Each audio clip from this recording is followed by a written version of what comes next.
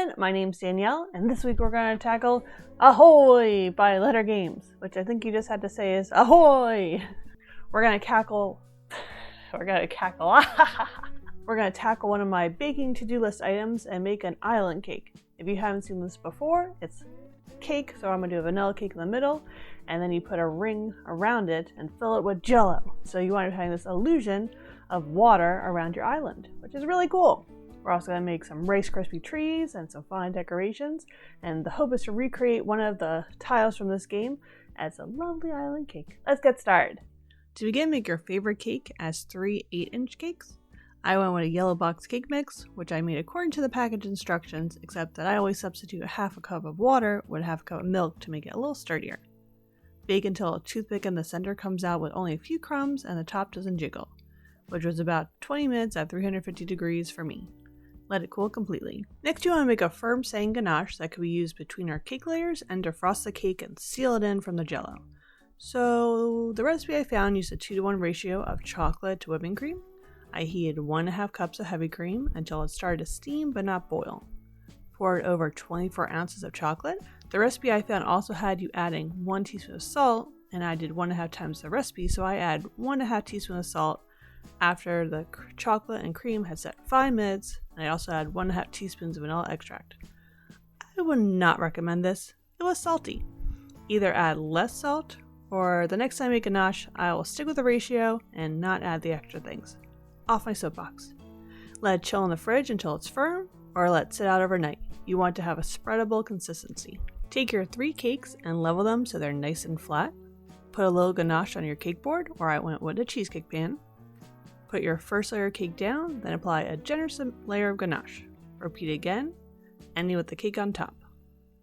Now you could put it in the fridge to let it set a bit, or you could just go for it and use a serrated knife to make sure you cut it out so you have a bone-shaped island in the center, and then you want to angle it down so theoretically you can look and see like the mountains under the water.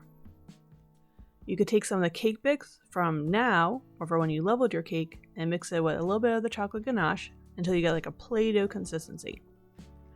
After that, you take the mixture and smush in your hand so it's like clay, and make chunks to put them on top of the cake so we have more of a defined bone, and that's going to be our island. Now take some ganache and cover the whole thing in chocolate to protect it from the jello until it sets.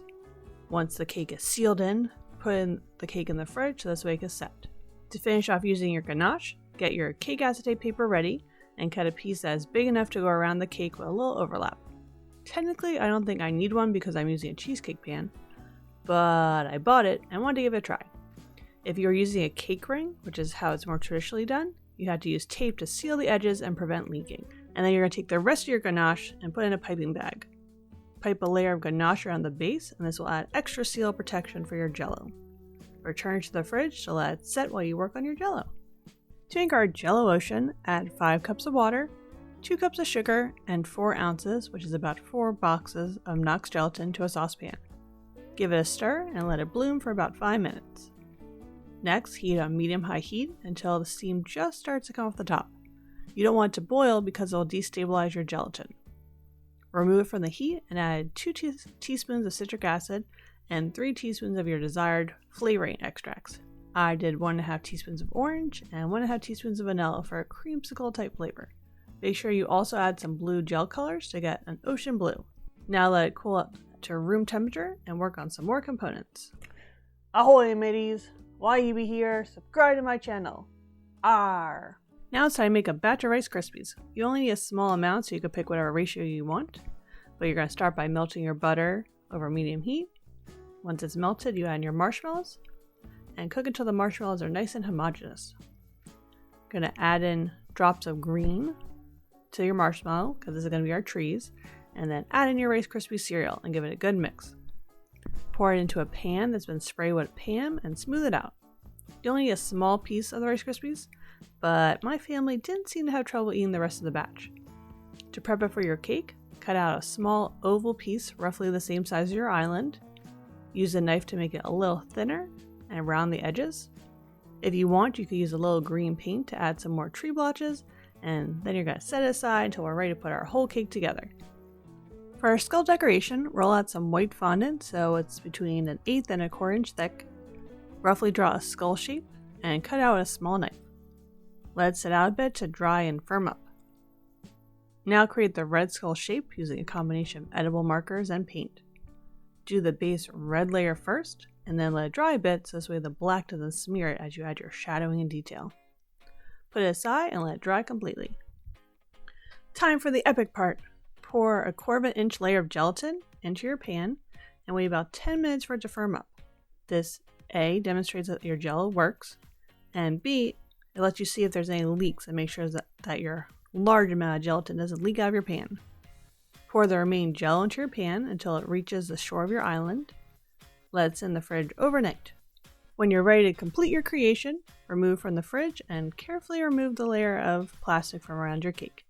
Then just be awed at the cool structure you created. Take some graham crackers and smash them to oblivion so you get a nice pattern for sand. Use plastic wrap to cover all the gel on the top of your cake so this way just the island is exposed. You're going to put all the graham crackers into all the spots and then carefully remove the cling film and you're in the home stretch.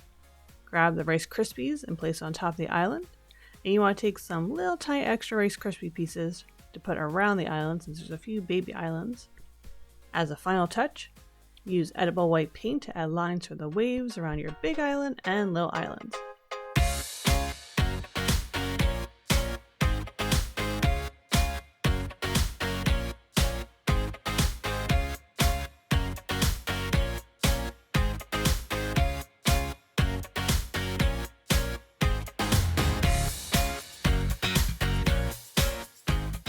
Thanks for watching another episode of Board Game Bakes, and thanks for helping me fulfill my goal of finally making an island cake. I love how it turned out visually. I learned that salty ganache cannot be recovered by a sweeter cake, but live and learn. It was edible, but it would have been better if the ganache was not salty. Let's leave it there. So if you get to the point you have salty ganache, stop there, remake your ganache, and you'll be much happier. What's your favorite summer-themed game as we're starring? Ahoy's nice and piratey and water. What's your other favorite water-themed games? Let me know down below. Keep playing games and keep them sweet. Bye!